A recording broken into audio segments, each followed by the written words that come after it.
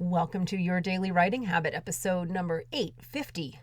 If you are writing a book or thinking about it, or maybe you started writing a book but you need some help getting it done, you are in the right place. Good morning. Happy Friday. I'm your host, Christine Whitmarsh. If you're looking for me online, look for Christine Inc., like that stuff we write with. Each day, I'm sharing with you the writing habits I've learned over my 20 years as a ghostwriter, book coach, and author.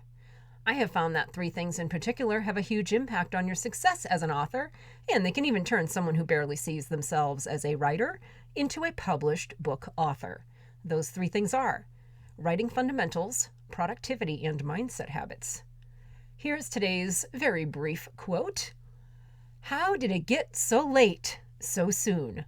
Dr. Seuss. That will make sense in a moment. So happy Friday Facts Day, everyone. As we do here on most Fridays, I offer up a fact about something relevant to authors or books or writing, all that other good stuff, and then find a way to apply it to your writing. Here is today's Friday fact, and I'm actually reading from an article with 6 little known facts about one of our favorite things, right? Procrastination. So according to procrastination researcher Dr. Piers Steele, the number 1 reason given for procrastination is fatigue. He writes in the procrastination equation, whether tiredness is drug-induced or not, being too tired is the number 1 reason given for procrastinating. 28% of people claim, quote unquote, didn't have enough energy to begin the task as the cause. Fatigue increases task aversion, saps interest, and makes the difficult excruciating. So we'll get back to that quote in a minute. And I'm sorry to be the bearer of bad news, but welcome to August 2021, which is close to September 2021, which is like 1 season change and a few holidays away from, yes, next year, 2022. Obviously, the last couple of years have not fallen under the category of normal times, but here's the thing. Your writing goals don't care. Your author aspirations and your desire to finish your book aren't aware of a virus or a pandemic or any of the fallout from those things. They're more like the bratty toddler in the middle of a household crisis, loudly demanding their dinner. The stove could literally be on fire, but they'd be like, I don't care. I want my dinosaur-shaped chicken nuggets now. Your book is oblivious to reality. It just knows it somehow has been brought into existence, and now it wants to be finished. Going back to the last part of our Friday fact of the day, fatigue increases task aversion, saps interest, and makes the difficult excruciating. And I get it. There's no way not to be at least a little tired by this point.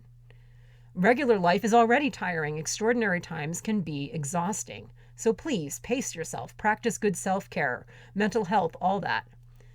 But on those occasions where you are feeling semi-well rested or more, and you're feeling more like yourself, use those moments as an opportunity to begin or continue the task of writing your book.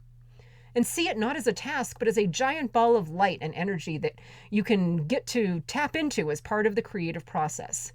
Light and energy that you can then carry over to other parts of your life. Consider the idea that working on your book could be more than a task. It could be an energy source, maybe the energy source you've been looking for to power the rest of your life. If this sounds mostly mindset-oriented, that's because it is.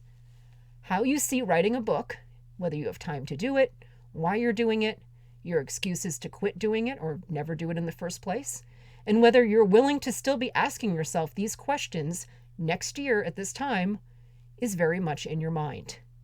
Sure, yet time is an actual thing. It is a constant in our lives. But how you see the possibilities within that time is entirely up to you.